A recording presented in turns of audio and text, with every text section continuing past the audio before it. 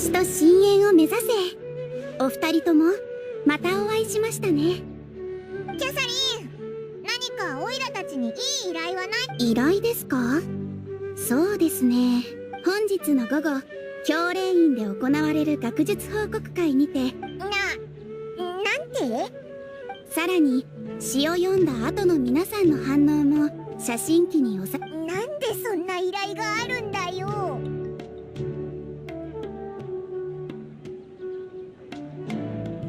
そうですか。どうやらこの依頼はでしたら、オルモス港にいるエルマイト旅団の団員を。なんだよそれ。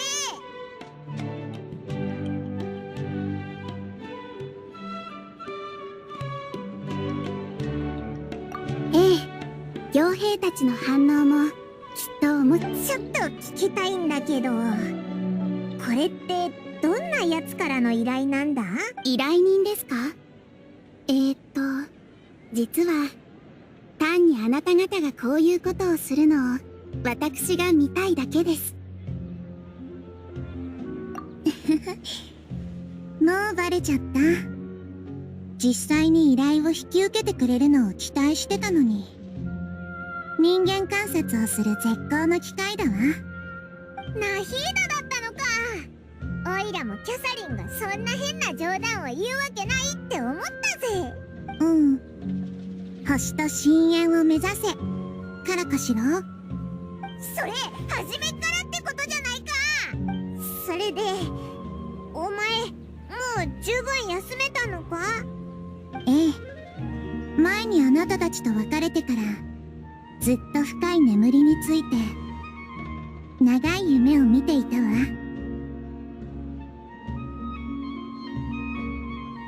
やっぱり家臣探査の夢だったけど、今回の夢の中で私は花壇の中央に座っていて、スメールシティの人々が手をつなぎながら、私は飾り付けられた巨大なフロート車の上で花の騎士ファーリスに高く抱え上げられて。ナヒーダ、もしかしたら本来の家臣探査はその夢と同じ感じだったのかもな。みんな楽しくお前の誕生日を祝って。あら、私はとても楽しい夢の話をしているのに、どうしてそんな表情をするの？もしかしてこれが同情というもの？いやいや、同情だなんてもっとかわいそうに見えちゃうじゃないか。ナヒーダ自身が悲しく。そういえばドニアザードの様子は見に行ったか？今あいつどうなってるんだ？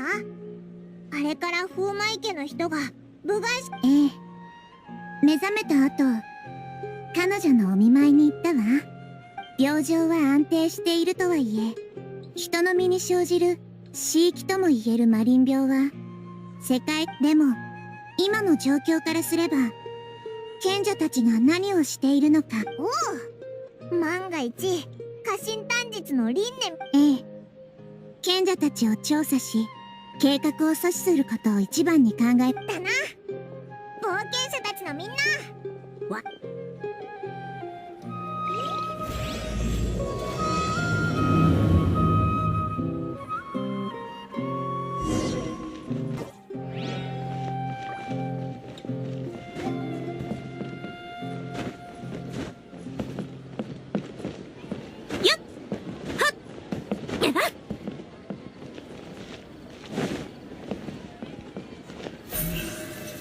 行け！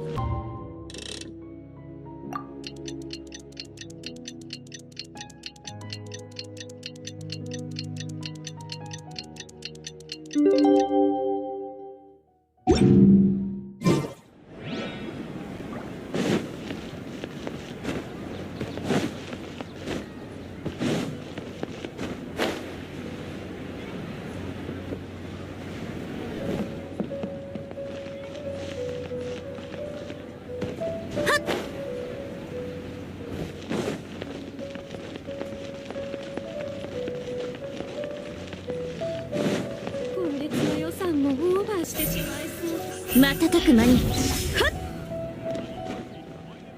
はっ、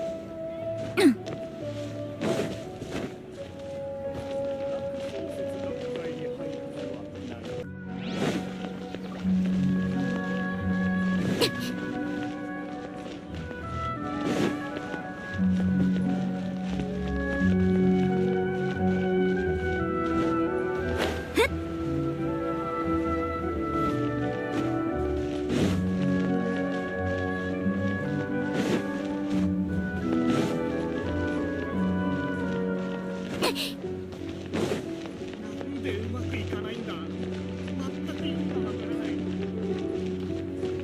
行くわよ。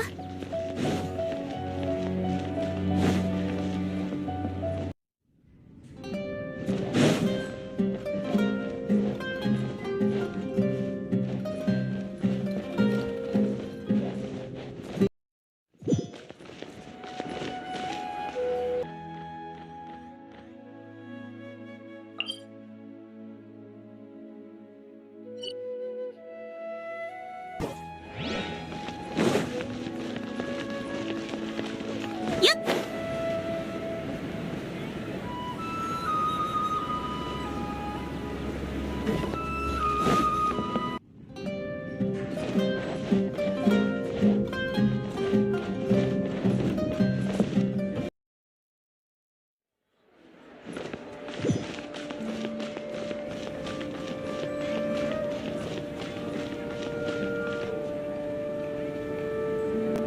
さあ、ここで話しましょう。賢者たちの計画をどうやって調べるか。実はすでにいくつかの方法を試みているの。ただ今はまずあなたたちの考えを聞きたいわ。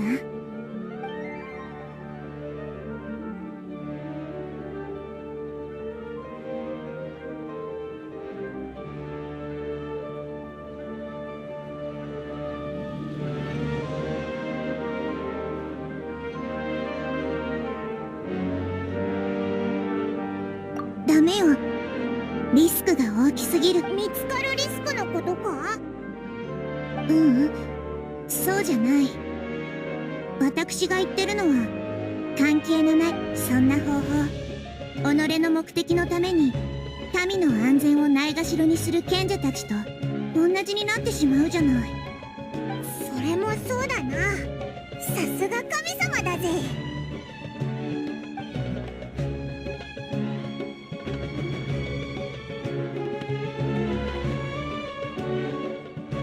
相手の本当の狙いが定かでない今、暗がりに潜む私たちがリスクある行動をとることはとても危険なの。どんな結果を招くかと何せ今はスメールシティの民全てが人質の身なんだもの。その方法はすでに試したけれど、教令員の者は内部の重要人物から30人団の護衛までみんなアーカーシャ端末を意図的につけていなかったの。彼らはかなり早い段階からアーカーシャ端末による情報漏洩を避けていたようね。もちろん私の存在を意図的に警戒している可能性も否定はできないわ。賢者たちはもうお前のことに気づいてるのか？まだ気づいていないと思うけど、もし彼らが私に関する噂に注意を払っていたら警戒しても不思議じゃない。だから彼らの意識を直接占拠することはできないの。も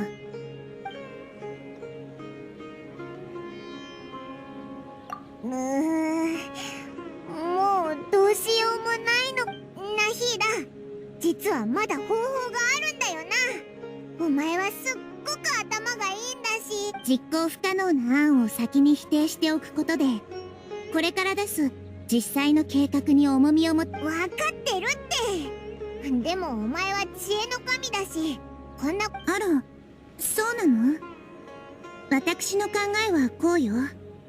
だったら無実でない上にはっきりとした立場を。それって内通者を作り出すってことか？オイラたち前にアルハイゼンってやつと知り合ったんだけど、いつも一人で行動してて、実はもう人選は決めてあるの。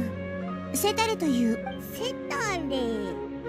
ああ、覚えてるぞ。確かいっつも強烈家臣短日の輪廻を過ごすたびにあいつに会ってたから。確かいっつも偉そうにきつい喋り方でニーロに。ええ、私は普段いろんな人々を観察することが好き。彼女は砂漠地帯出身なんだけど、学問の天才なのよ。その際は砂漠の民だったのか。確かに珍しいな。スメールセタレという名前には星という意味が込められているの。その後太陽は彼女を選んだわ。でもほどなくして彼女は星はためらい始めたわ。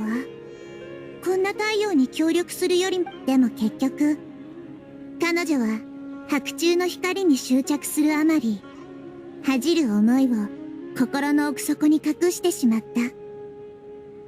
そうして星は今の話だとセタレはここの学術でも本当は教令員のやり方には反対してるんだろう。確かに複雑な問題に直面した時、大部分の者は耳を塞ぎ、たとえ彼女が罪悪感を抱いていたとしても、知らず知らずのうちに彼女も賢者たちの共犯者になっている。ええ、もう一度セタレに問題を直視。うまくいけば彼女から情報を得られるだけで。私の見ていた限りではセタレは10日に一度そしてちょうど明日の午後が彼女のショッピングデー。つまり下準備にまずは彼女がいつも行く場所へ行き、そこの人。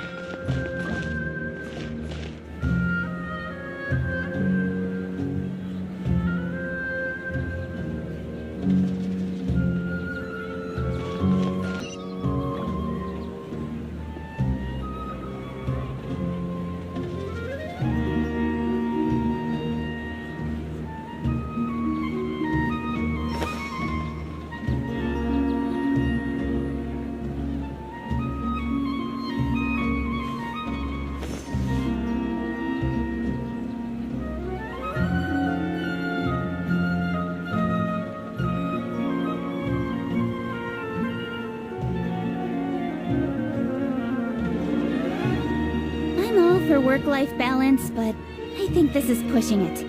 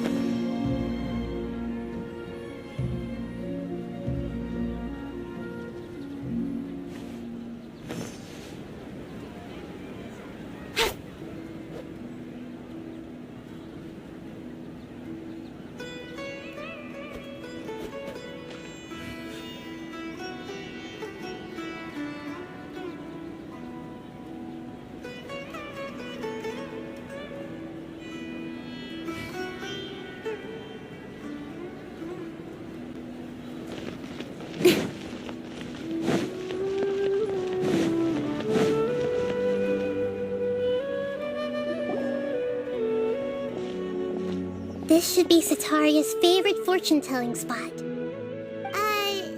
So should we ask the fortune teller about Sataria? No, I already have enough information on Sataria. The most important thing now is for you talking style and key characteristics? My poor lost lambs. Have you become troubled over your fates? The divine voice of wisdom often echoes between mine ears. If thou be blessed today by the gods. Huh? Really? Nahida, you've been whispering things to her? Shh. My friend here has some doubts regarding her future. Can we get a fortune reading for her? Of course, of course. In that case...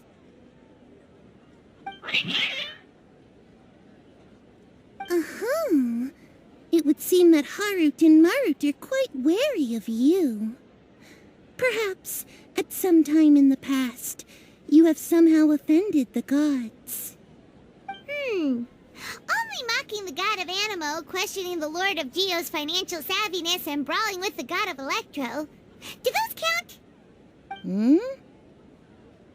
Oh, nothing. Go on, pick an aspect for her to divine.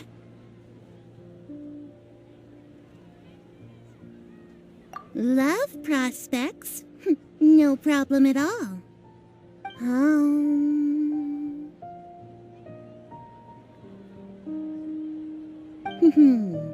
The gods have spoken. The truth shall be revealed. One who is fated to cross your path will appear on... Huh? So many people will fall for you. How could that be? Harut, Marut, did you two spoil my divination? I've never read a fortune so absurd.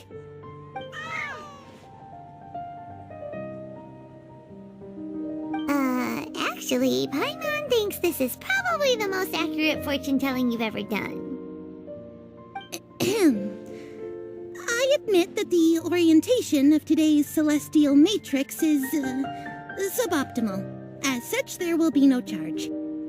Is that so? Well, that can't be helped.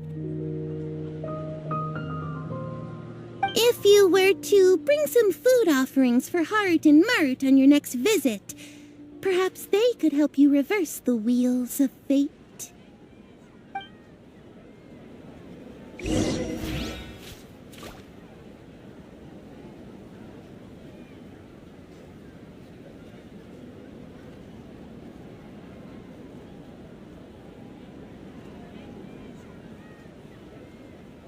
Come on, enough procrastinating. Let's go.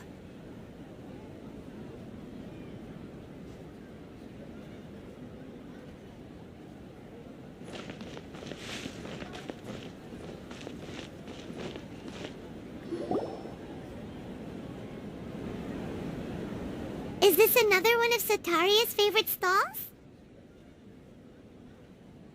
Yep. It belongs to a king. His father helped Sataria a lot when she first moved to Sumeru City, so she still comes by whenever she has time. When I start talking with him, listen carefully to the details of our conversation. Ah, dear customers! Would you like to look at some pottery? We caught wind of your great craftsmanship, so we specifically came to take a look. Oh, I recognize you. Aren't you Miss Catherine from the Adventurers Guild? Sounds like I'm in for some big business. Speaking of, where did you learn this trade? I suppose you could say it all started with my dad. He's a mason by trade, but I picked up an interest in clay while apprenticing for him. After that, I began making pottery by myself in secret, and I simply changed trades when my works turned out well. Although it's a pity that I'm no longer making much use of the knowledge provided to me by the Akasha. That's nice. You're making a living doing something you love. So is your father still working as a mason? Oh no, not anymore. A few years back, he fell from a roof and broke his leg. Since he had already saved enough mora over all these years, he's just enjoying the retired life in Port Ormos nowadays. I see. We wish him peace and happiness in his retirement. I'll have someone in charge of logistics at the guild come by another day for some goods. We'll leave you to it. Take care now. No problem. Rest easy, all our goods are sure to meet your every need.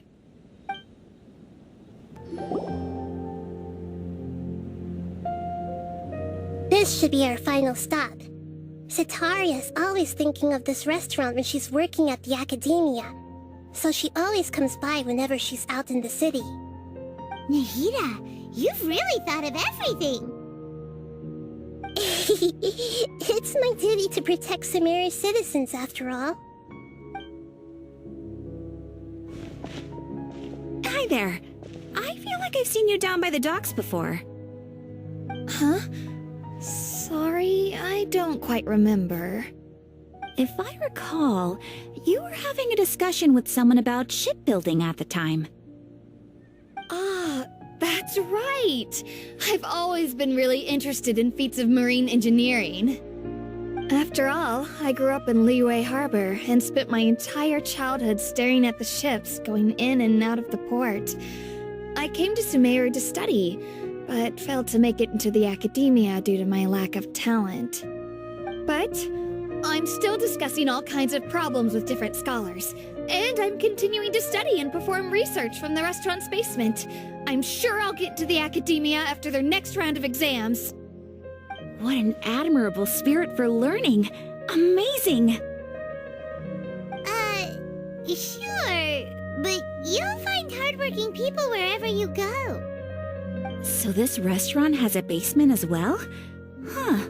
First I've heard of it. That's right. It's not usually open to patrons. Most of the time, employees use it for breaks or to hold private events. I see. Yes, that makes sense. Well, good luck with your studies, Miss Chishan. Thank you so much. As long as I can make it into the academia as an official student, I'll be happy.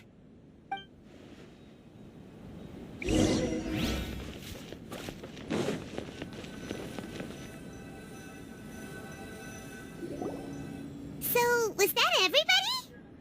Mm-hmm. 3 familiar faces should be enough for Sataria.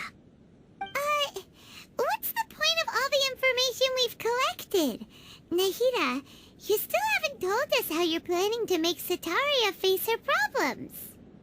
Sataria is already used to avoiding her problems, so we must find a way to break through her usual sensibilities. I remember that you mentioned that the Eremites in Port Ormos are all making a fuss about the upcoming resurrection of the Scarlet King. Although it's all just a boatload of nonsense, the fate of her homeland may turn out to be Sataria's soft spot. Oh, Paimon gets it now! You want to take advantage of the guilt Sataria feels about her homeland. Although she knows she should return home to help the people of the desert, all she's done is conspire with the sages. So how do we set that up? Well, the Scarlet King is long gone, and Sataria is also too smart to fall for any simple tricks. If we simply engaged her under the guise of the Scarlet King's believers, she would definitely be wary of us, and we may not get anywhere. But if we were to borrow some of her close acquaintances to talk with her, her reaction would probably be very different. So, you mean you're going to possess those people we just talked to? Yep. Possess them through the Akasha. Imply that they've already converted to the faith of the Scarlet King. And as long as everything goes smoothly, we'll get through to Sataria for sure. She'll never guess that we had anything to do with it. So that's how you're going to use all the info we collected on these people. It's so that you won't slip up and break form. Possessing them will only work if you can manage to pass off as them.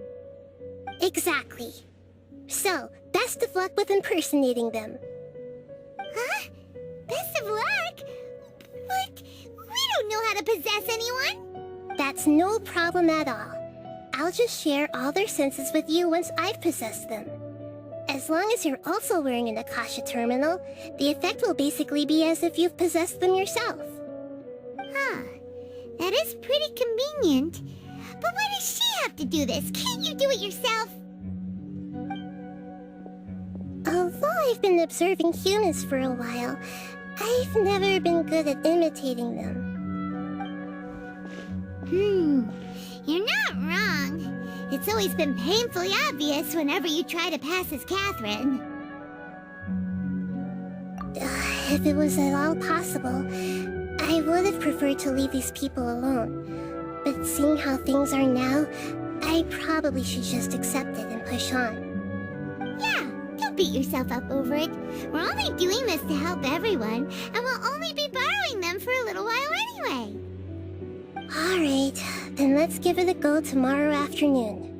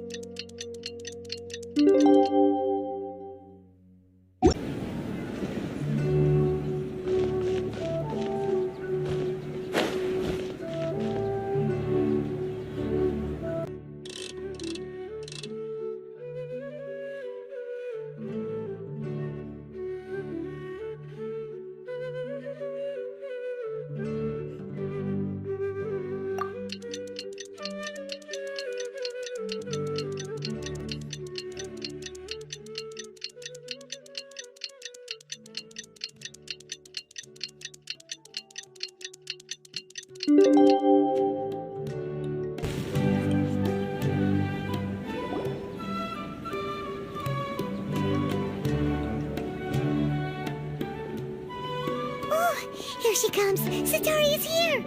Let's quietly follow her. Once she starts talking to her acquaintances, we'll find a safe spot to begin possessing them. As for how we'll sway her to our side, I'll leave that to you. I trust you'll know what to say. Paimon's starting to feel kinda nervous. Okay, let's go. Looks like they've already started talking. Let's find a hiding spot and get started.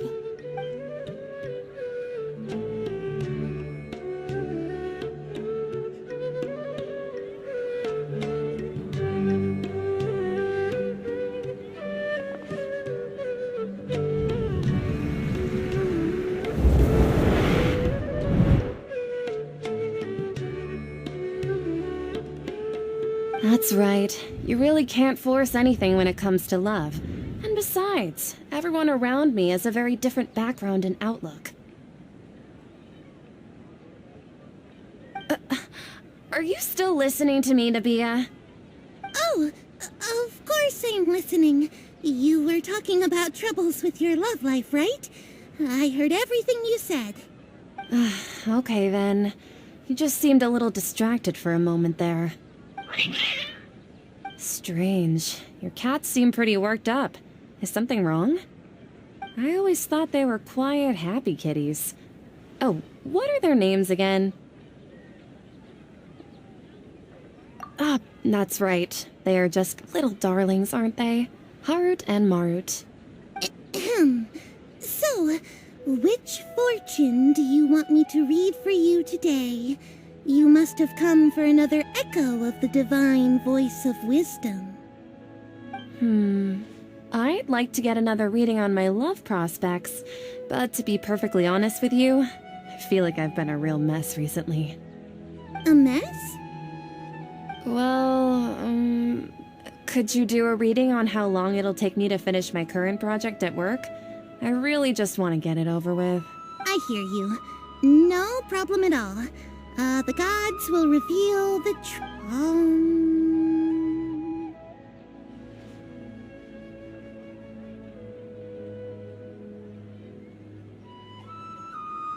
The gods are asking, Sataria, why haven't you gone home?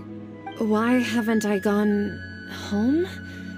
Do the gods really know everything I've been thinking about? Sataria, why don't you just go home? It's a demand now instead of a question. The gods seem to be truly upset. I'm sorry. I know I failed the gods. Please pass on my most sincere apologies and ask for their divine forgiveness. And if I may ask, Nabia, is there a specific god who's speaking to you right now?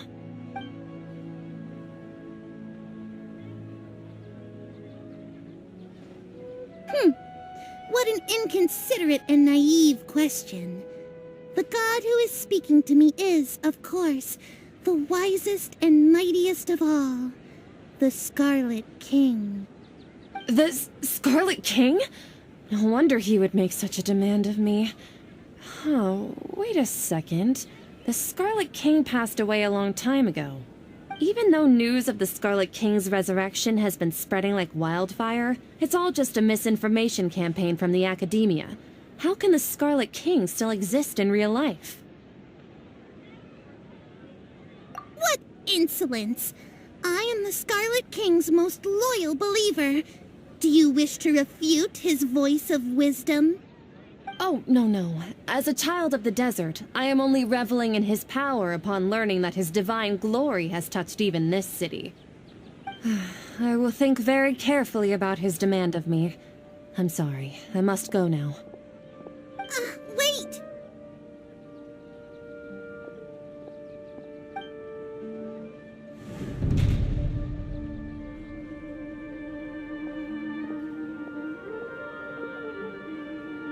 Whoa! She just ran off in a hurry. She looked pretty upset, too. Well done. Sataria didn't seem to suspect anything amiss. To have something she's been trying desperately to avoid show up out of nowhere and berate her, that must have shaken her to the core. Aw, Nahida, it seems like you understand human emotions really well after all. All I know are some abstract Harabatot theories. And in any case, my time with you has shown a lot of them to be utterly useless. I'm still trying to make sense of everything. Anyway, enough of that. Let's hurry and catch up to Sataria.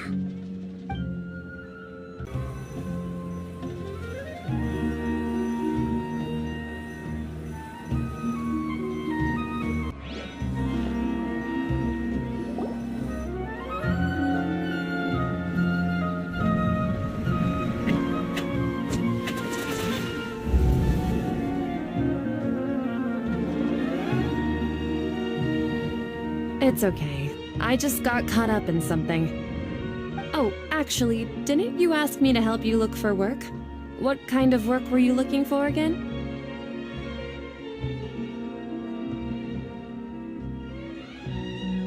Oh, right.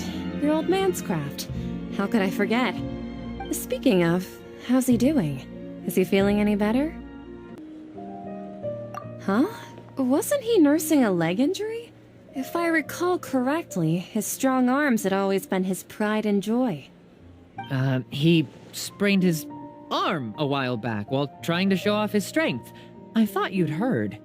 Actually, while we're talking about him, is he still living in Port Ormos? Yeah, he's been retired there for a while. If you could find the time, please write him a letter. Please pass on that recently, faith in the Scarlet King has taken root in Port Ormos and has begun to spread He has a quick temper and has always been a devout follower of the Dendro Archon. I don't want him to get into a fight with those Scarlet King believers because of a difference in beliefs. Oh? So who are you siding with in all of this? The Academia or the Scarlet King? I'm so jealous of you. You were born a child of the desert, yet you chose to betray the Scarlet King, and now you spend all your time with those crooks from the Academia. Akeem, you don't mean you've also become a believer of the Scarlet King? What's so strange about becoming a believer of the wise Scarlet King? In fact, aren't you the strange one? The one who still can't pick a side? Can't pick a side? Me? Whoa! Paimon had no idea you'd be so good at this! You really zeroed in on the issue and put it right in front of her. It might feel a bit overwhelming for Sataria, but once everything is over, I'll be sure to pay her a visit to her mind and explain everything. Anyway, let's keep going.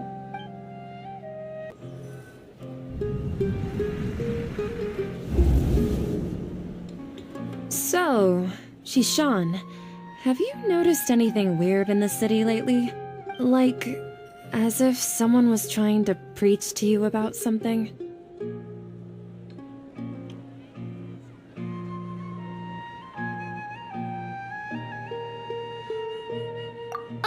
right. Speaking of strange things, I celebrated the Sub-Zerus festival so many times that I lost count. That was really weird. Wait, how could you be aware of that? That should be impossible. Nothing in the report indicated anything like that. Are you still failing to realize that the Academia's lowly tricks could never deceive all of Sumeru's citizens? Jishan, don't tell me that you've converted to the Scarlet King as well! What an absurd question. You make it sound like I should be ashamed for becoming a believer of the Scarlet King. In reality, shouldn't you be the one who is ashamed? You, who works side by side with the Academia, and treated people as nothing more than experimental subjects? Please, please stop!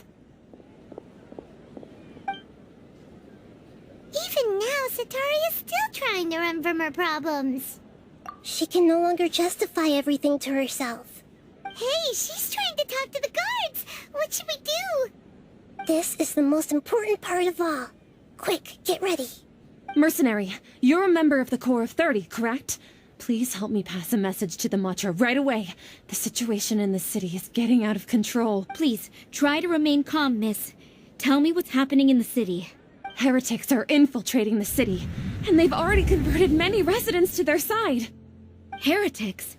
What kind of heresy are you talking about? The Scarlet King! Many people I know have suddenly started believing in him, but he's long dead. It's impossible. Miss Sataria, nothing is impossible. You know my name? The Scarlet King is immortal, and all who defy him will one day pay the price. You must face the truth, Sataria. You tread a treacherous path, and the longer you ignore it, the tighter the Academia's grasp on you will become, and the deeper you will be ensnared. Child of the Scarlet King, never forget that the desert that belongs to you lies elsewhere. What's so strange about becoming a believer of the wise Scarlet King? In fact, aren't you the strange one? The one who still can't pick a side? What an absurd question. You make it sound like I should be ashamed for becoming a believer of the Scarlet King. Sataria, why haven't you gone home?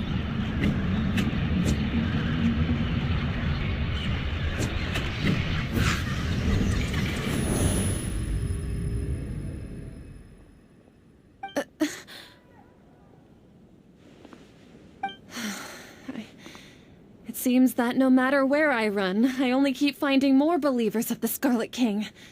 I have to say, this is a familiar feeling. I've also been running from my guilt this whole time. Guilt over my part in the sage's plans, and from ignoring the letters from the children of my homeland. But no matter how much I may try to ignore or get rid of it, my guilt always comes back.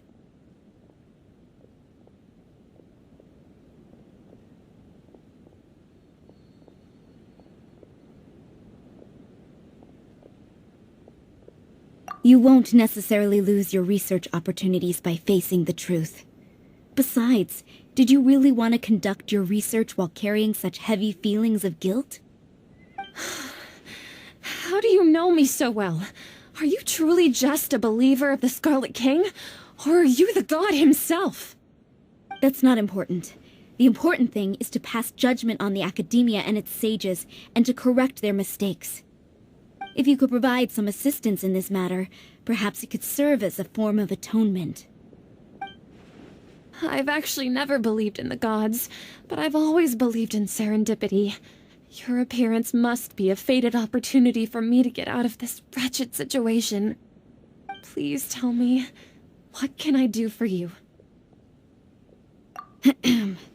How much do you know about the sage's current activities? I was just one of the designers for the masked dream harvest scheme, which is what happened around the Sub-Zerus festival. But I know very little about the full scope of the overall project. I'd assume that only staff with the highest clearance would have access to those confidential documents. I've just been working to meet the Grand Sage's specified requirements. However, there's something that's been really bothering me. I heard that a scholar who was previously expelled has returned to the city, and even the sages are still quite wary of him.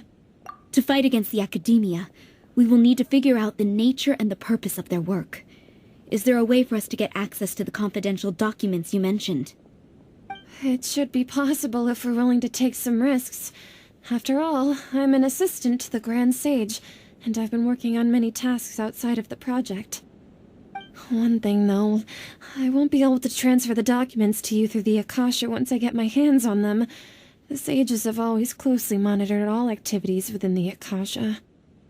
Let me see...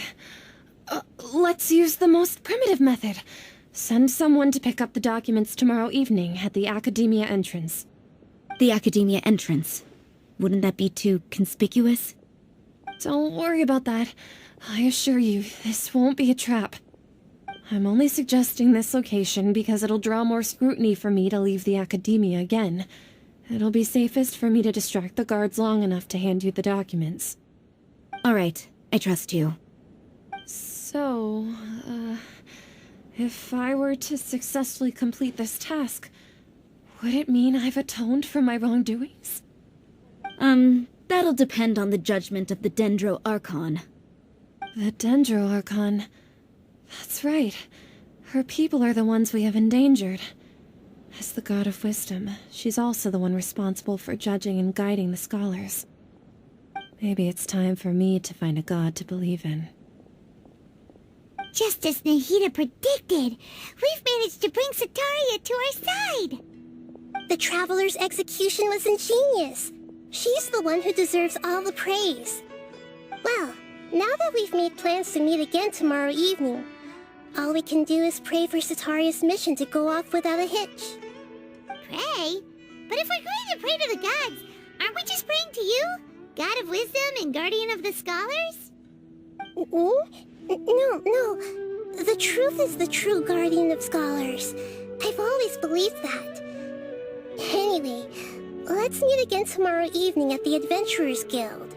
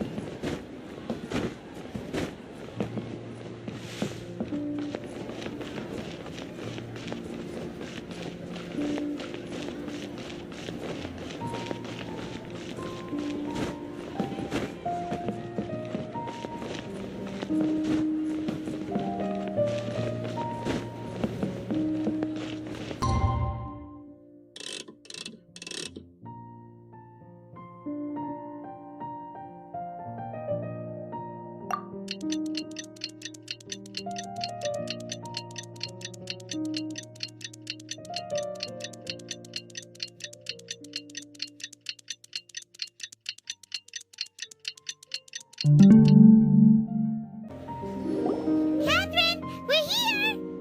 Oh, you are the other Catherine, right? That's right. I suppose I'm the other Catherine in your mind. Shh! We're on a secret mission tonight, so we need to protect Catherine's identity. Yep, Paimon's right. We cannot fully rule out the chance that the meetup tonight is just a trap. If something were to happen, my existence may be the only trump card we'll be able to play. After all, the Academia should still be unable to confirm the existence of my consciousness in the outside world.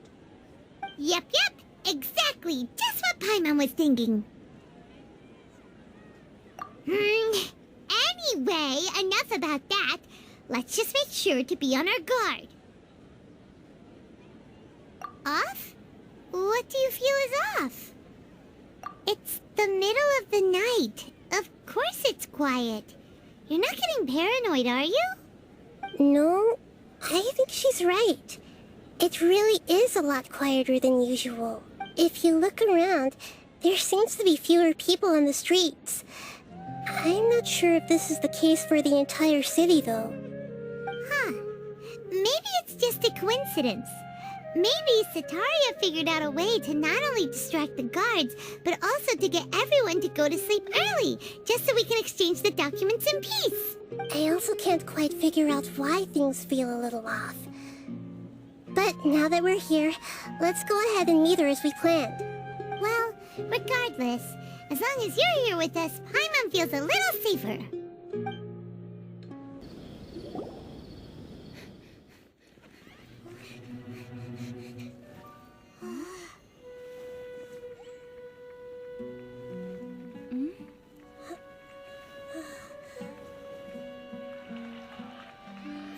What are all these people doing here at this hour of the night?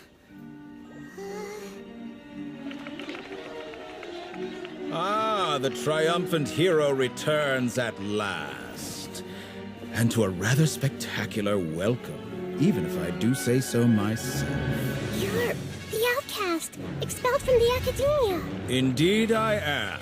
Although these days they tend to call me the Doctor.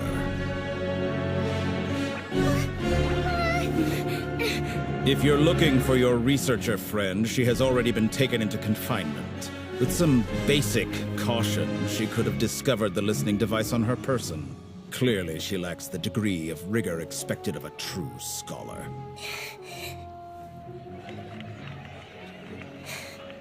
The people of Sumeru City. What have you done to them? I simply made some minor adjustments to their Akasha terminals. Now they can deposit information directly into the subconscious. As you can see, all these lovely people now believe this traveler is a hero who has just saved the world. My experiment is a success. And now it seems they can no longer hold back their sheer adoration. No, what should we do? These are all just regular people. Leave now. You need to get out of here. But that guy's a Fatui Harbinger. We can't just leave you here. Nor can I abandon the people of Sumeru.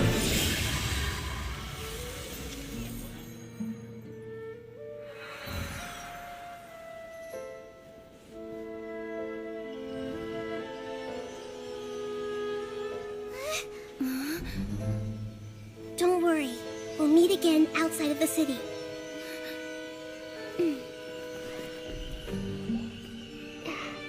I see. You appear to have overridden their mental faculties with your own consciousness. To possess such a powerful mind, you must be the god of wisdom.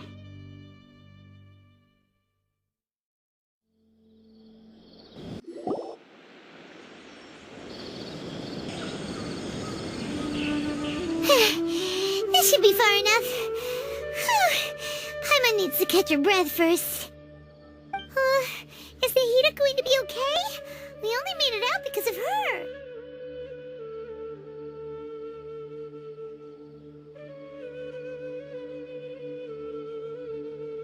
Paimon wasn't counting on running into a new Harbinger here, let alone such a high-ranking one.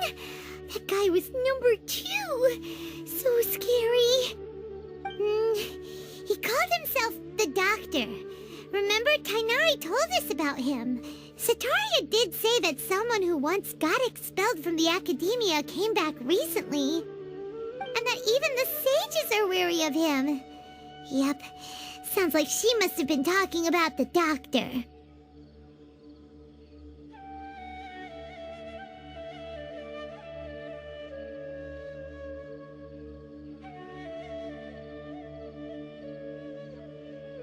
Yeah, now that the Doctor's in the picture, we're no longer just dealing with the academia. They're in cahoots with the Fatui. But what are the Fatui after this time? Another Gnosis? Yeah, things would be a lot easier with Nahida's help. Nahida Tahira said we'll meet again outside of the city. But we can't just keep waiting around, right?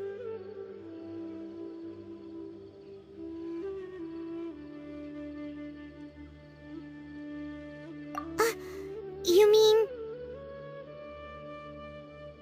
Oh, right! Wasn't he invited by the sages to work on some project when we were staying with him in the Vidya forest? That has to be the same project! Even though he turned it down at the time, he might still know something. There's no time to lose. Let's go to Gandharvaville. Hold it right there. A blonde-haired traveler and a floating fairy. We've got you all right. Take a look around. You've fallen right into our trap. Are you mercenaries from the Corps of 30? Did you come here to arrest us? Corps of 30? We're nothing like those government lapdogs who don't even get scraps for their work. We are an elite brigade that commands the highest commission rate in all of Sumeru. We're here on the orders of a client known only as the Outcast. The Outcast? An outcast from the academia? But why wouldn't the doctor just send the Fatui after us?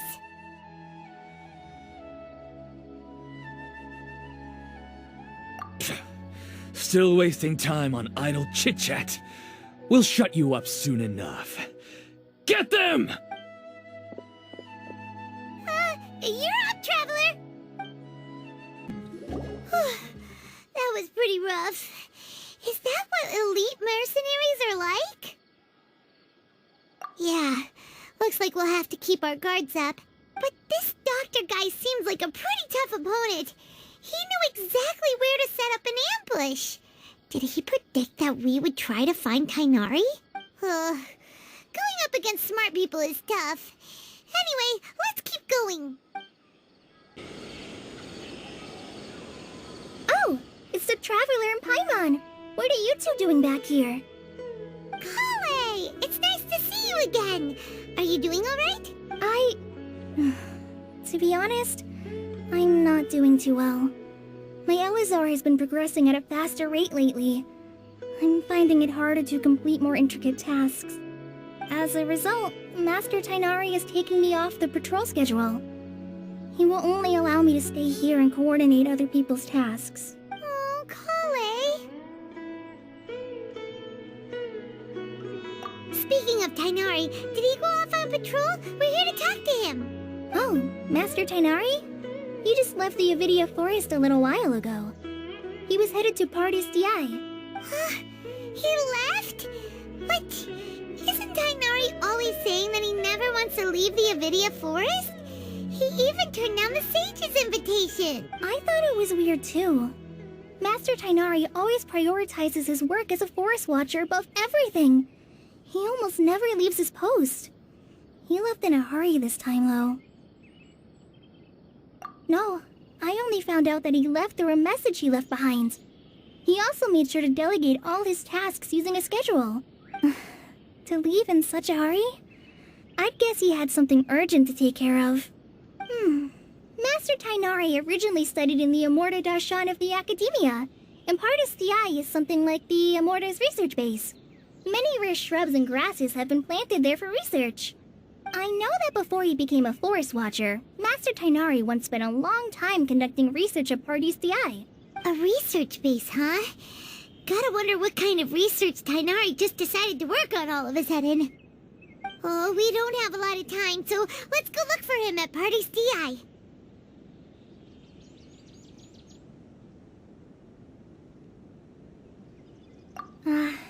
Don't worry. I'm fine. I'm used to living with Elazar by now. If you run into Master Tainari, please send him my regards. Got it. Will do. See you later, Kala. Wait!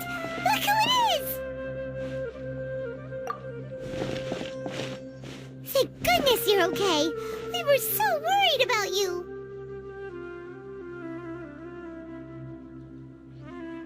Hey! This was supposed to be a touching reunion, but you're ruining the moment! Actually, it's very smart of the Traveler to be wary of me right now. After all, the doctor has shown that his technology can apparently even control human minds. Plus, it's not like you could have known what happened after we split up and I was facing the doctor by myself. Even a pool of stagnant water after a torrential storm can occasionally pass as a patch of sky. Paimon feels like only the real Nahida could come up with such an obscure analogy. Huh? But I wasn't trying to win your trust or anything. All I wanted was to clarify my point. Well, we understand that point now. Please, Nahida, tell us more about what happened. Are those poor people all right? When you left, I was still in the middle of restoring everyone's minds. Thankfully, when the doctor mentioned depositing information into the subconscious, he didn't mean engraving information into their minds. Instead, he did something closer to creating hallucinations. That was still within my power to fix. Luckily, I managed to finish my restorations and mind jump away from him just as he was about to capture me. Whew. What a relief. The doctor sure pulled out some hidden cards, but good thing we had Nahida with us. I wouldn't be relieved just yet. I gave away my true identity when I restored everyone's minds, which means we've lost another one of our trump cards. Also, the doctor is already an expert at modifying Akasha terminals. Maybe it's only a matter of time until he captures my consciousness inside the Akasha. Would that mean you'd no longer be able to jump between minds? Then how do we stop him? He's still at the academia, so it's possible he already started messing with the Akasha.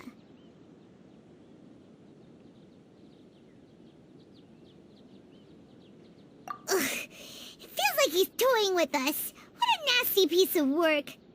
Plus, the doctor's combat ability alone is apparently enough to make him worthy of being number 2 of the Fatui. We shouldn't give up hope just yet. Let's try to find another way to attack this problem. Actually, Nahida, how did you know we were trying to get to Party's DI? Have you been waiting for us? Yes, I have. I can see the traveler's elemental energy, so I deduced your destination by looking at the direction you were moving in. You didn't come here for sightseeing, right? Did you find any leads? We're looking for a scholar we know. His name is Tainari, and the sages once tried to reach out to him. Why don't you come inside with us and see what we can find? Okay, let's just hope we won't get him into trouble.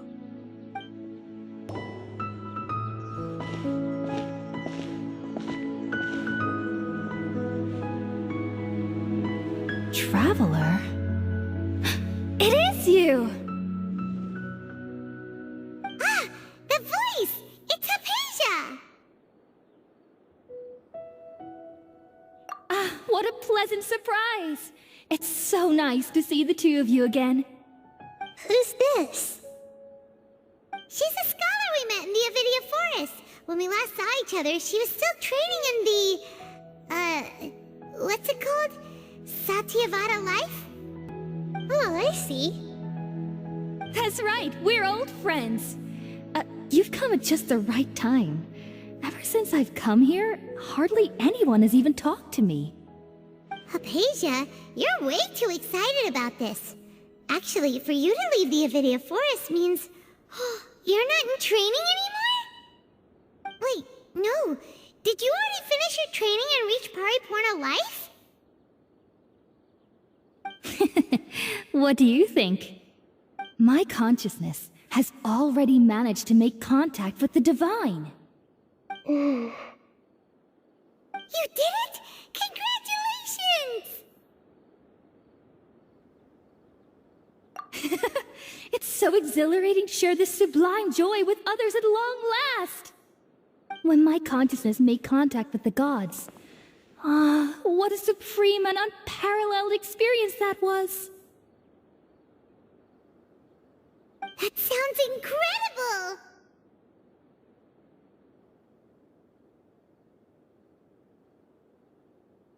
Oh, all right. Actually, please wait. I haven't forgotten my promise to you.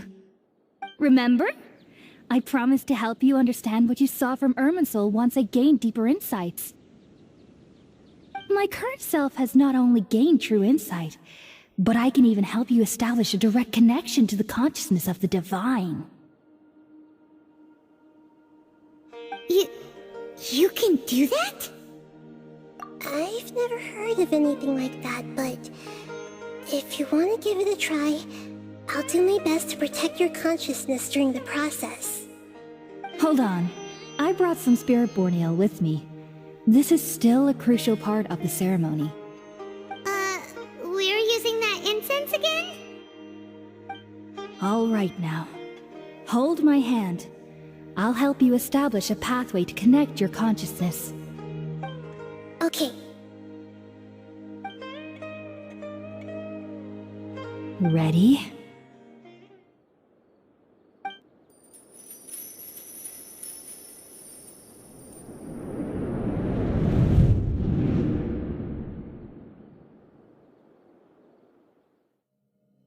It took 3 betrayals for me to finally understand. The world is just an elaborate tapestry of lies. My fury will never be quelled. The first to betray me was a god. My creator. My mother. Valuing strength above all, she saw no worth in me and I was discarded. The second was a human. My family. My friend. Consumed by fear, he saw me as an abomination. The third was one exactly like me. A hope for the future. A fledgling barely out of the nest. Powerless before his mortality, he broke his promise to me. Humans, they can't be trusted. And the gods fill me with pure loathing. So I said good riddance. I denounced the world and laugh in its face. My chest will never again be defiled by worldly filth. I will scrub away every last trace of human emotion. Then it will be empty, a blank slate, and ready to receive a supreme gnosis, brimming with pure divinity.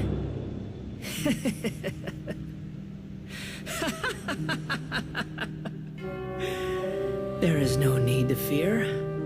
The pain will be brief. Your era is coming to an end.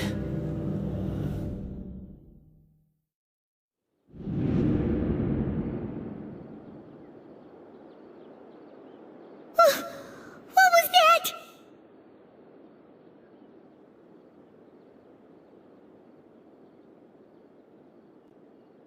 Did we actually just see the Balladier's memories? Everything matches what we know about him. But how is he connected to the divine consciousness that Hypatia was talking about? You saw it, right? You felt it, right? Such a majestic god! Such a noble will! Such sublime emotion! Alas, shame. If only that which beats within my chest wasn't a filthy mortal heart.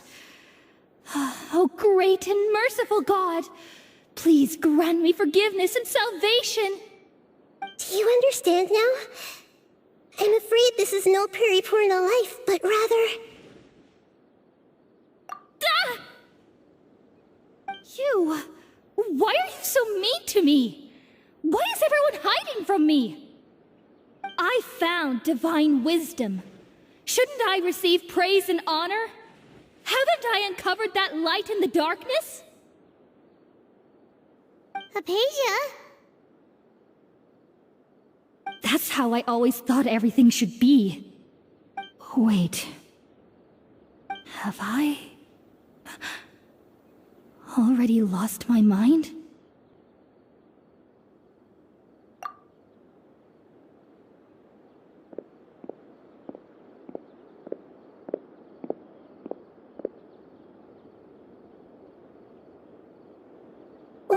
Something isn't right.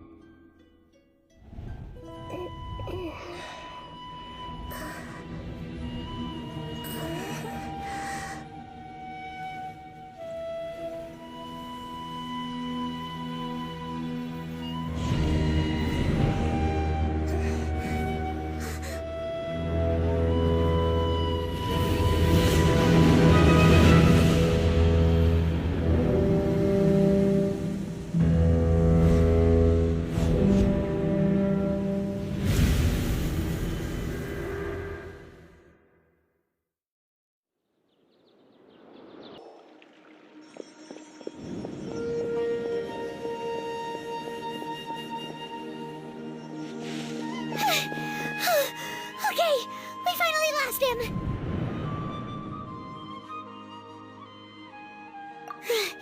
Are you okay, Nahida? Wait, no. Something feels different. You're back! Oh, the Traveler's back? Nahida was controlling your body for a while. It seemed like she jumped over to you as an emergency measure right before the Catherine puppet was destroyed. After that, Tainari heard the commotion and came over. He helped us defeat the mercenaries and then he ran with us all the way here.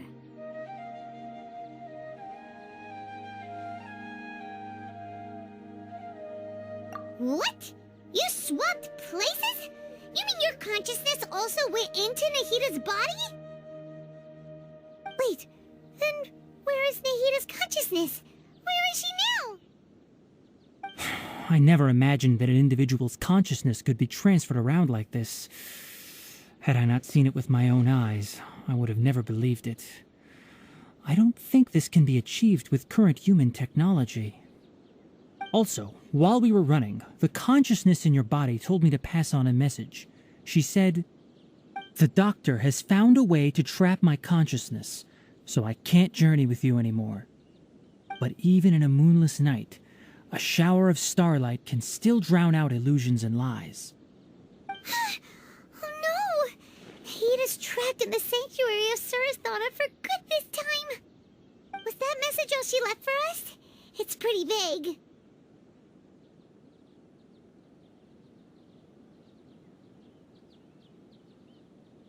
Oh, that makes sense. Since the doctor captured her, she won't be able to say anything without him knowing. She's being extra careful. Even in a moonless night, a shower of starlight can still drown out illusions and lies. Huh. Paimon knows the moon illusions and lies are from that alchemical divination at the Sub-Zeru's festival. Didn't Nahida use a starlight analogy before? It had something to do with Sataria.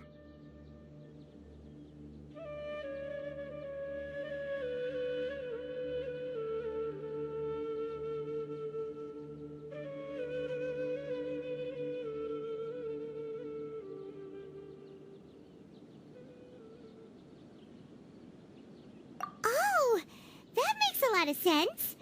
Huh. Do you think Nahida was telling us to go find help in the desert? But she isn't with us anymore. Think we'll be okay?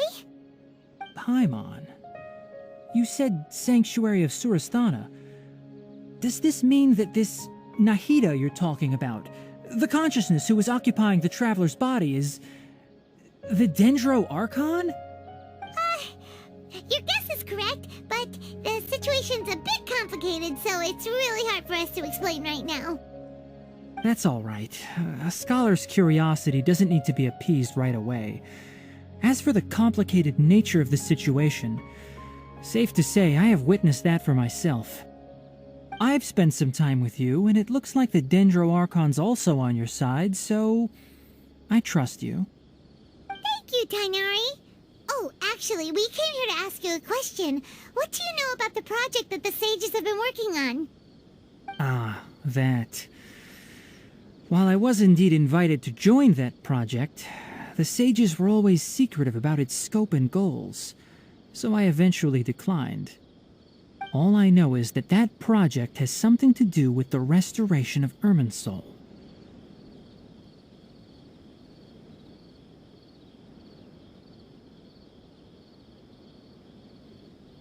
Huh? Did you see something when you were in Nahita's body? What? Do you have any evidence?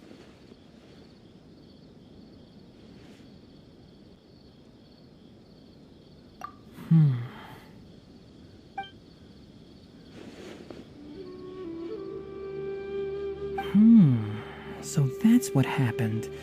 That explains why Hypatia's symptoms were different from those of the other scholars who went mad. It's because she made contact with the consciousness of a new god who is still in the process of being born. Tainari, did you leave the Avidia Forest because of Hypatia? I did. I noticed Hypatia's mental anomalies, but since her symptoms were rather atypical, I secretly took her to Part3's DI and began searching for a way to return her to her normal self. If I didn't take action, Hypatia would have already been taken by the Matra to the desert, doomed to a life of exile at Aru village. Now that you mention it, I knew the Academia has never thought particularly highly of Lesser Lord Kusanali, but I still didn't expect them to do something as arrogant as creating a new god. Looks like I made the right decision by not accepting their invitation.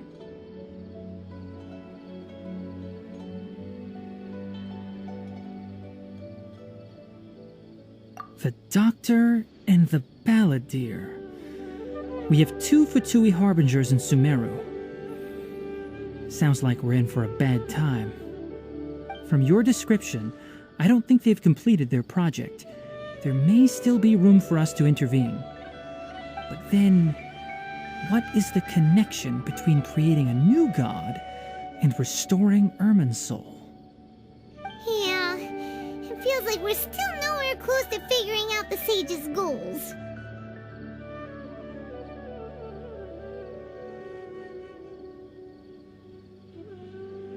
Right, we've pretty much gone over everything we need to know, so we should head out.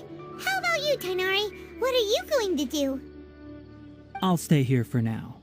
I still want to try a few more things to help Hypatia. If you're planning to go into the desert, start by heading for Caravan Rabat. That'll be your fastest route. Come find me here if there's anything else I can do to help. May the spirit of wisdom go with you. Thanks, Tainari. Hopefully Hypatia will feel better soon. We're off then.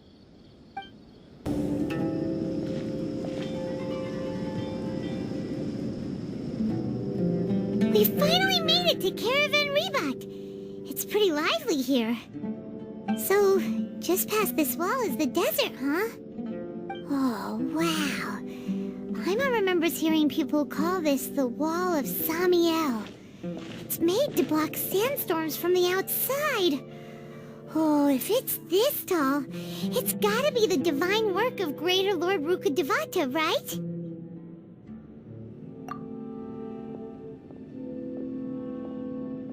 Enough gawking. Come on, follow me. Huh? Over here.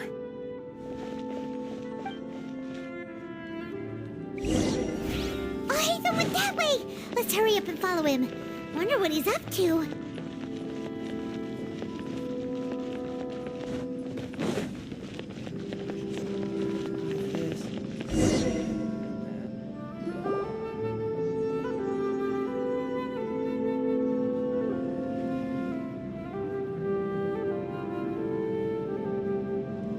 What the? Where did she go? How did we lose them? They were just here a second ago.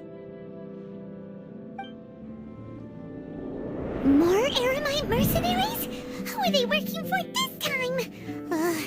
Anyway, Traveler, it seems like we were being followed again. You were too careless. You should have noticed those hopeless amateurs trailing you a long time ago.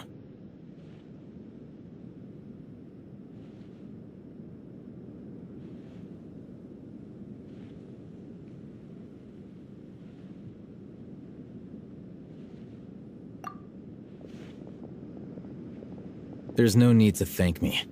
I've never cared to keep track of personal favors. All I did was correct a mistake I happened to come across. It's a habit I developed at the academia. You really gave Paimon a scare, Alhaitham. We never thought we'd run into you here. Last time we met at Port Ormos, didn't you say you were going back to the academia? Wait, don't tell Paimon that you're here to take us back on their orders. Oh, so you've already landed yourselves on the academia's hit list. I can't say that I didn't expect it. However, had I wished to turn you over to the academia, don't you think you'd already be the Eremites' honored guests by now? Oh, right. You do have a point.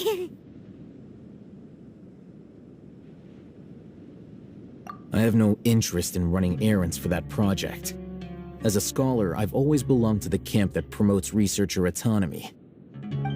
And these days, you're more fascinating than anything the sages can offer. Not quite. To tell you the truth, I'm still investigating the Divine Knowledge Capsule. Unfortunately, I've run into some difficulties. Everyone says the capsule originated in the desert and was eventually moved to Port Ormos. If I am to get to the bottom of this, I must understand how the capsule first came to be. Which brings me back to you, and why you're so interesting. The leader of Ain al-Ahmar used the Divine Knowledge Capsule right in front of you, and upon seeing him, your expression became perplexed, and you were lost in thought for quite some time. To have that kind of reaction, I think you must have realized something. Are you interested at all in sharing what you've been hiding from me?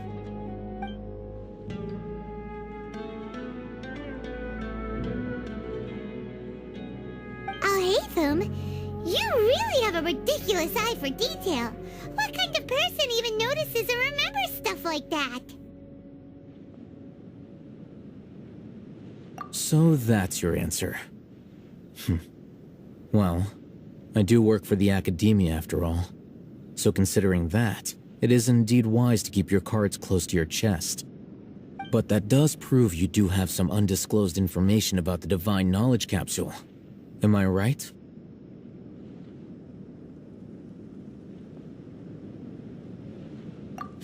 No matter. Rather than simply learning the answers from you, I'd still prefer to investigate on my own. Speaking of, you two are also headed to the desert? That's right! We have the same plan as you! But we don't really have any concrete goals at the moment. Then I'd suggest starting with Aru Village. It's the largest settlement in the desert, so it'll probably have more resources and intel than anywhere else. It's always better to travel with someone you know. Let's go! Before us lies Aru Village, the safe haven of the desert folk. Whoa, this landscape is really something else.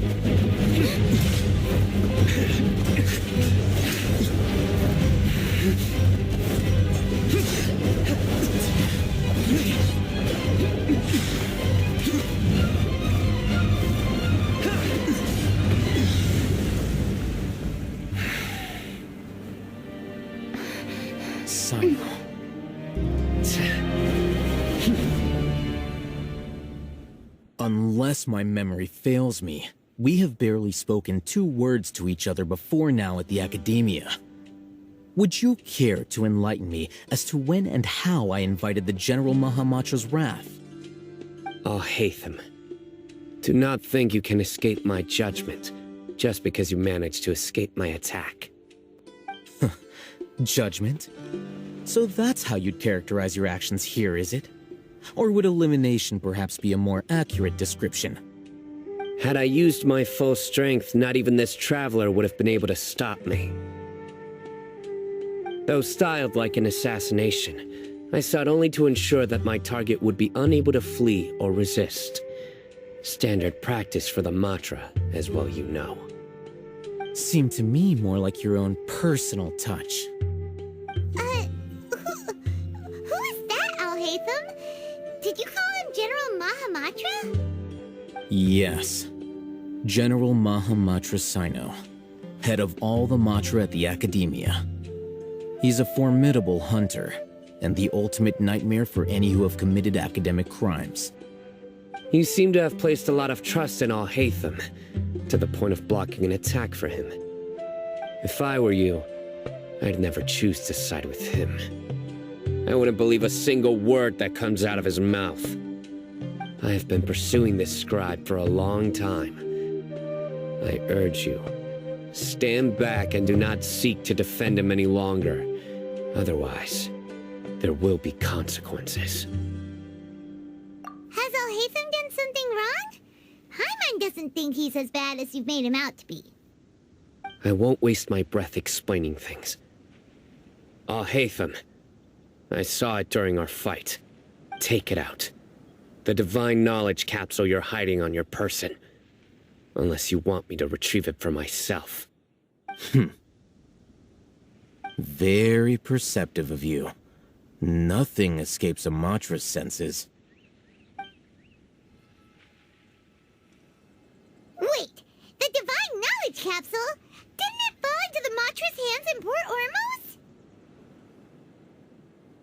No wonder you speak with such confidence, Sino. But I must admit, I'm very curious. What does this capsule mean to you? And why, as General Mahamatra of the Academia, are you all alone in the desert? As far as I'm aware, the other Matra have been speculating about your disappearance. Have you been given a mission that's, let's say, morally dubious? If I was the real target of your mission, what was stopping you from simply using your authority and resources to judge me within the walls of the Academia? I should have known you'd be difficult to deal with. You two? Ugh! What you would do, Traveler? Paimon feels like we can't trust either of them! Ahem. Well, look at you two, acting all tough and self-righteous over there. Wait, Dia?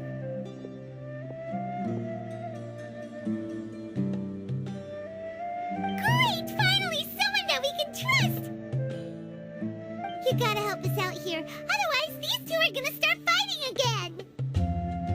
Yeah, sure looks that way. Two giants from the Academia duking it out once and for all. Not something you get to see every day, that's for sure. Listen, I know you academic types love to fill up your big brains with self-righteous morality and lord your empty rules and virtues over each other. But how dare you bring your petty disputes into the safe haven of Aru Village? It seems like someone's gonna have to beat some sense into your thick skulls until you finally learn to respect these grounds.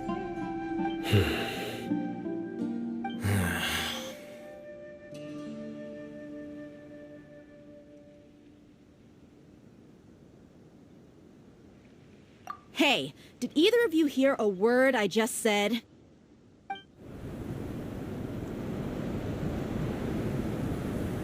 Whoa, what's going on?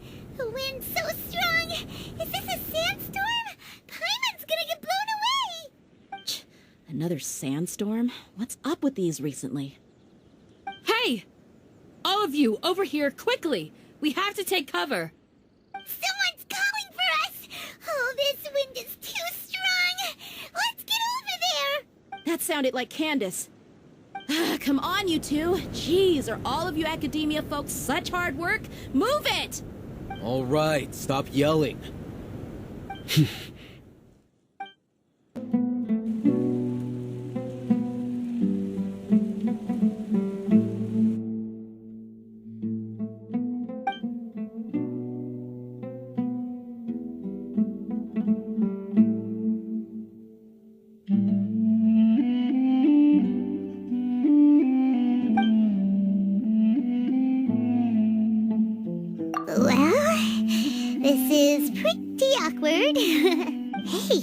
wanna play sardines with 3 people who wanna tear each other limb from limb?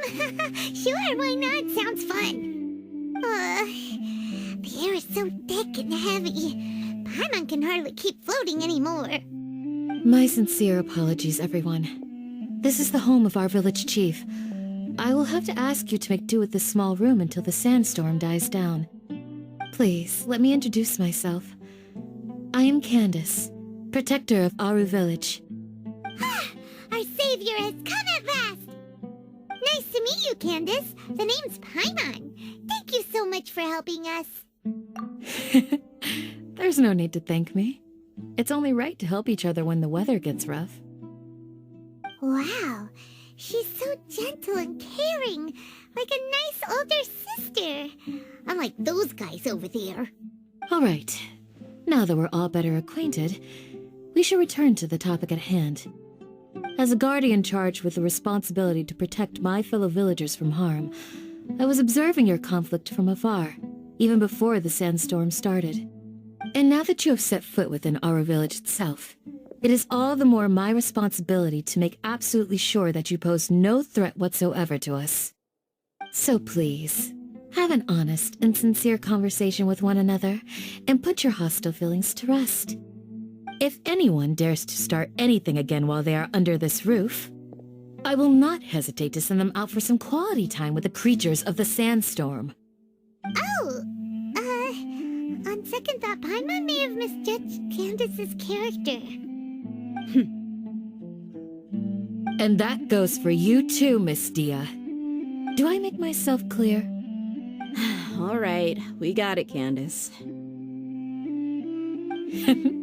That's what I like to hear.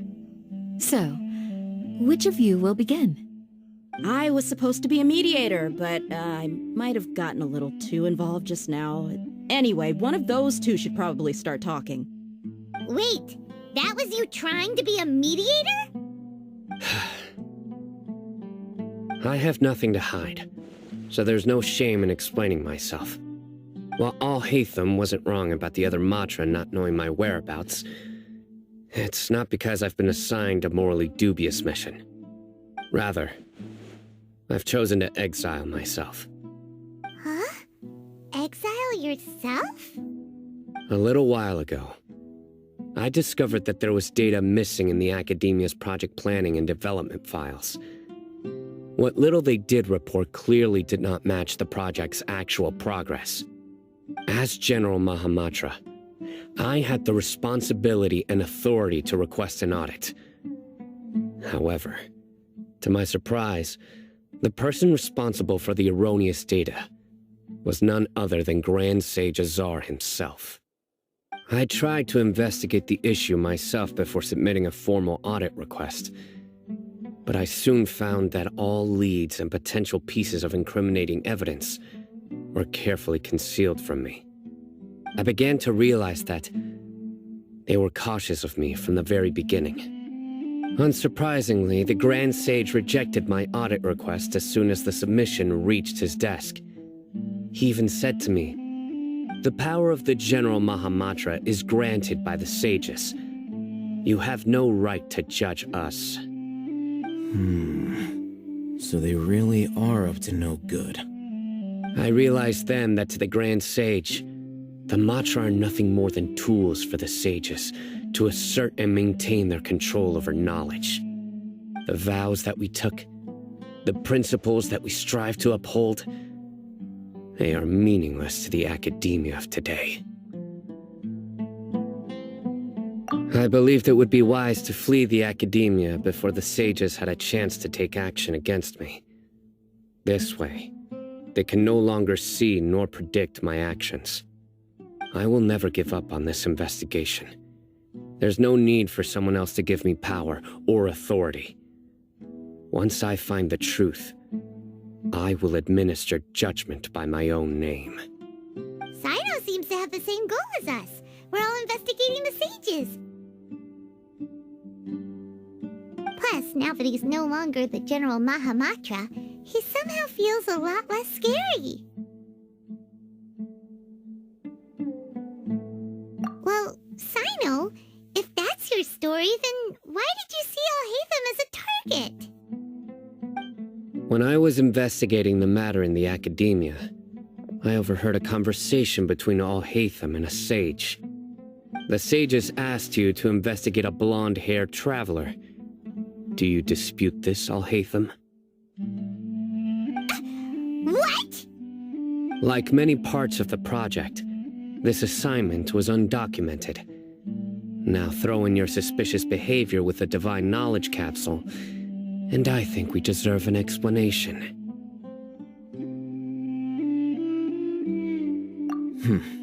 Yes. I was indeed tasked with investigating the Traveler. After all, the promised reward was so great that hardly any scholar could have refused. The sage told me, once you've completed this assignment, I can give you a glimpse of divine knowledge. A most enticing offer. Unfortunately, those academics don't know me at all. Their words contained one key piece of information, namely that divine knowledge indeed exists. That gave me all I needed to know. From my perspective, the sages are far from trustworthy. Think about it. Isn't it a little strange they're so willing to share divine knowledge with anyone, even as a reward? So, I began my own investigation following the lead of the Divine Knowledge Capsule. In the end, I realized my wisdom in committing to this rather than collaborating with the sages. Had I been less guarded, I probably would have ended up like that Ain al-Ahmar mercenary, incapable of remaining sane for long enough to hold a conversation. You mean that the sages originally planned to dispose of you, using one of those capsules that drive people insane?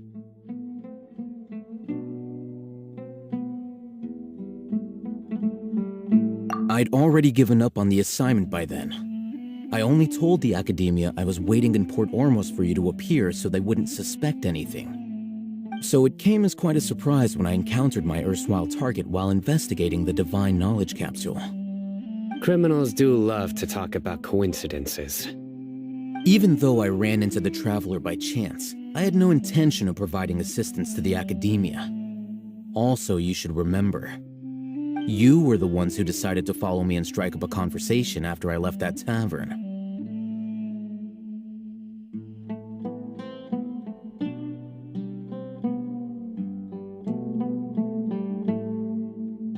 That's true. Alhaitham helped us out at Caravan Rebat as well. Maybe he's telling the truth. I'm willing to apologize if that's worth anything to you. I took the Divine Knowledge Capsule behind your back because I judged its existence to be a significant risk. I felt that it would be best for no one to interact with it before it had been properly studied. After all, curiosity often proves to be the most dangerous thing in this land. You should be well aware, Scribe Alhaitham, that curiosity can also lead you to danger and suspicion. Answer me this.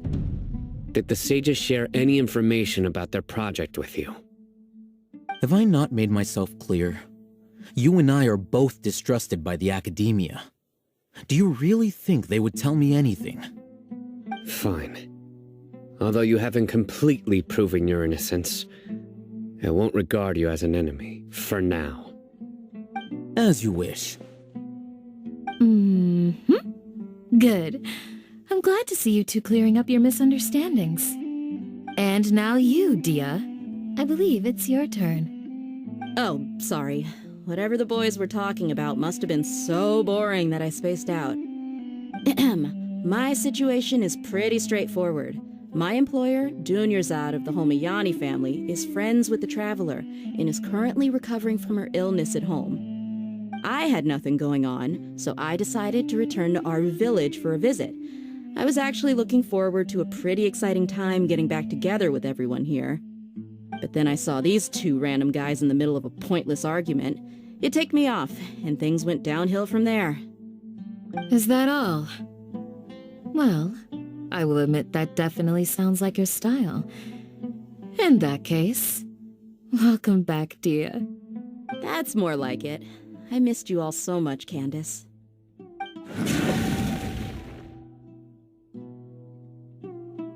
Whoa! What was that No need to worry. Now that you're no longer at each other's throats, please make yourselves at home. I'll take a quick trip outside to clear out some of those creatures in the sandstorm. Creatures? In the sandstorm? Are you sure you don't want some backup? Fighting in a sandstorm is not for the faint-hearted. Anyone without extensive training in these conditions is at a disadvantage. You needn't worry. Yeah, just leave him to Candace. Don't worry, she's as tough as they come.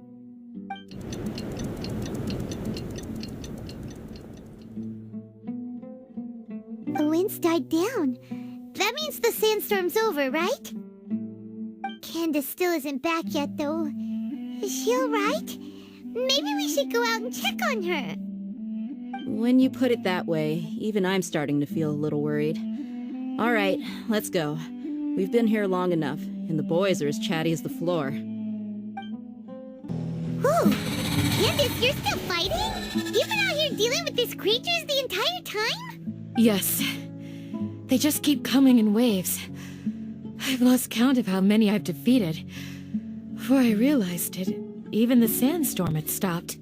Ah! Here comes another wave! Leave this round to us. I got interrupted earlier, but now I have something to take my anger out on.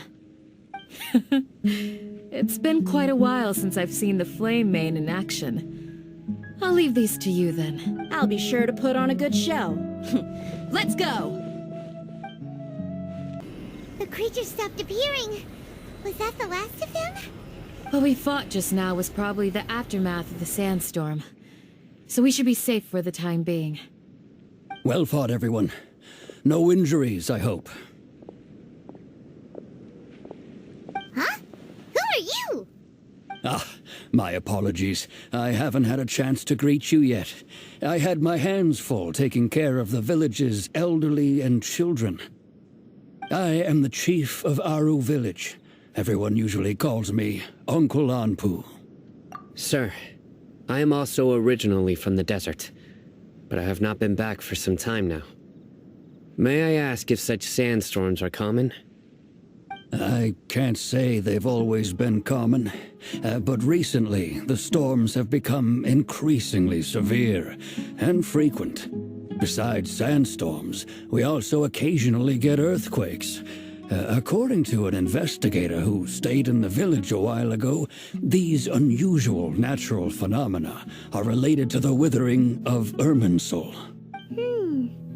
Another effect of Irminsul's withering. So, Irminsul's withering causes withering zones in the forest, and sandstorms and earthquakes here in the desert? Everything in the natural world is inextricably connected to Irminsul. These regional symptoms can indeed be a reflection of Irminsul's present state. Everyone in Aru village needs to take good care of themselves. Speaking of which, why haven't I seen a single village keeper since I got here? Village keeper? Who are they? Village guards like Candace? Does your curiosity know no bounds? Village Keeper is how Aru village refers to mad scholars exiled here by the academia. Most of them are scholars who lost their sanity after a period of training in the Avidia forest. The academia believes that their crazed mutterings may have a negative effect on the psyches of other scholars. So, they're forcibly exiled to the desert. Though if you ask me, it's all a boatload of nonsense. Alas, that's exactly what we've been trying to investigate. One by one, the village keepers have been mysteriously disappearing without a trace. But no one in the village has ever seen them leave. If you're planning to stay around the village for the next few days, I'd appreciate it if you could keep an eye out for them. I've had encounters with those people in the past. I'll see what I can do to help. The Matra are the ones responsible for their exile. Now that you're no longer with them, are you trying to alleviate your guilt and atone for your past sins?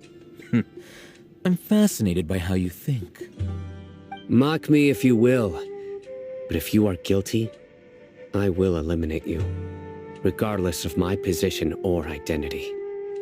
Oh, you're the former General Mahamatra. You must be an expert in these kinds of investigations. Thank you for your help.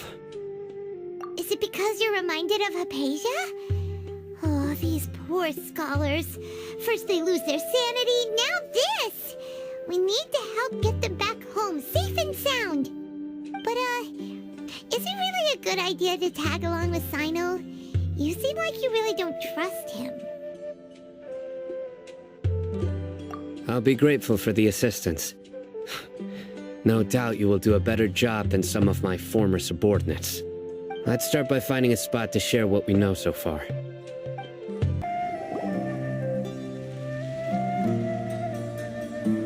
Although I've sent myself into exile, I'm still doing essentially the same things as before. Do you still have any questions for me before we start our investigation? One of my former subordinates told me that this title has its origins in a strange incident. The Academia has long exiled mad scholars to Aru Village. A mysterious phenomenon exists here. When mad scholars first arrive, they are as incoherent and deranged as before. But after spending some time here, they invariably begin to calm down. Initially, the people of Aru Village greatly resented having to take in the mad scholars. But a strange incident one night changed that. Aru Village was struck by the strongest earthquake in living memory. Seeing buildings on the verge of collapse all around him, the then chief of the village was preparing to take everyone to safety. Suddenly, he noticed a mad scholar crouching in a corner, caressing the ground with his hands. A soft, green light radiated from him, like a divine glow against the backdrop of night. Despite the powerful tremors that ripped through the ground that night, all the houses remained upright, almost as if they had grown roots reaching deep into the ground. In the end, not a single building collapsed, and no one was hurt. After that, the people of Aru Village treated the mad scholars with greater kindness, and began to refer to them as the village keepers. A soft green light? A mad scholar protecting Aru Village? What do you make of it, Traveler? Paimon thinks so too. Actually, Sino, do you know if any of the mad scholars continued to wear their Akasha terminals at Aru Village? In theory, they would continue wearing them so the Academia could still monitor their activities. With that said, the main Akasha system would no longer have any interaction with them. Oh, no wonder! Everything makes sense then! Add in the fact that they calmed down, it was probably Nahida who calmed them. If you are able to draw a conclusion from this one story alone, then it appears you possess much more information than I do. So, what do you make of the story? Really? Lesser Lord Kusanali. What? You don't believe us? Lesser Lord Kusanali was definitely using the Akasha to give her power to the mad scholars! No, it's not so much that I don't believe you. I'm just struck by your reasoning. Lesser Lord Kusanali, the current Dendro Archon, is she really active in Sumeru? The Academia has always placed far greater importance on the late Greater Lord Rukkhadevata. They've more or less ignored Lesser Lord Kusanali, and I've never had any reason to doubt their views. In addition, I've never heard any stories about Lesser Lord Kusanali and her deeds. To me, she might as well have been a god that never existed. No way! Nahida definitely exists! She's a... how should Paimon put it? She's a good Archon who's kind and wise, even if she says weird stuff sometimes. I've spent many years interrogating criminals, so I can easily tell when someone is lying. Good! Then you should know that we're telling the truth! That look in your eyes. I've never seen that from a liar. You two really must have met Lesser Lord Kusanali. How can this be? To think, our Archon has been amongst us this entire time. Alright, now it's our turn to put our skills to good use for this investigation. But easier said than done, especially since we don't have any leads. Maybe we can start by knocking on some doors. Excuse me, are you here to help me find my grandpa? Huh? Who are you? By the sounds of it, a resident of this village. My name is Isak. You'll help me find my grandpa, right? Is your grandpa a mad scholar? Hey, don't say that. Grandpa is just Grandpa. Why do you have to call him that? It's not like he's a bad person or anything. The person you're referring to is not a local, yet you are. Why do you call him Grandpa? Grandpa is just Grandpa. He's my family. I heard everything you said to the village chief. Please, you gotta take me with you. I want to find my grandpa. I swear I'll help. I won't be a nuisance. Ah, so you're the one who was eavesdropping on us around the village chief's house. I was planning to go out and take care of whoever it was, but I had a vague feeling that they didn't harbor any ill intent. Whoa. Hatham wasn't kidding about Matra having sharp senses. Sino, he's just a kid. All he wants is to find his grandpa. Let's find a way to help him. Sorry, I was only listening in because I wanted to know where Grandpa went. Honest. If you don't believe me, you can ask Miss Candace. All right. But first, let's confirm the facts with Candace.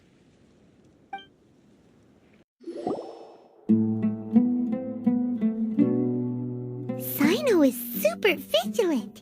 Is this what all the Matra are like? Ah, you're back already. We just wanted to confirm something with you. Do you know a boy by the name of Isak? I had a feeling he'd go looking for you. Huh? You knew this would happen? Yes. Although he tried his best to stay hidden, I still noticed him eavesdropping outside the window. He really wants to get his grandfather back. Isak's parents were both Aramite mercenaries who rarely returned to the village after finding employment in the city. He was raised by his grandfather. Unfortunately, it was only a few years before his grandpa passed away. Isak was still very young at the time, so various families in the village took turns caring for him so he could survive. Later, an elderly mad scholar arrived at the village. Isak thought the scholar bore a striking resemblance to his grandfather, and thus often spied on the man. However, the scholar was unkempt in appearance and incoherent in speech. Although Isak referred to the man as his grandpa, he was afraid and didn't dare to approach him. One summer night, the oft-mumbling and bumbling grandpa suddenly calmed down and seemed to become more lucid. He even noticed Isak hiding in the distance, so Grandpa walked up to Isak and patted him on the head. He even took Isak to the entrance of the village, where he patiently taught the boy the names of the stars, and accompanied Isak until he fell asleep. The next morning, Isak woke up and wanted to go find his grandpa again, only to realize his grandpa no longer recognized him. However, even so, Grandpa retained his calm expression. It's said that those who saw the scholar claimed he no longer appeared to be crazy, but appeared to be living in his own world, almost as if he were sleepwalking. Isak was thrilled that his grandpa was able to find peace, and would follow him all the time, asking him things like, "Grandpa, want me to take you somewhere fun?" or, "Grandpa, could you tell me stories about the stars again?" All this somehow just makes Paimon feel really sad. It seems like they both deserve so much better. Perhaps. Nearly everyone who lives in the desert has some form of hardship or regret. But even so, we must still continue on with our lives. It's also my reason for fighting. I must continue to protect this land.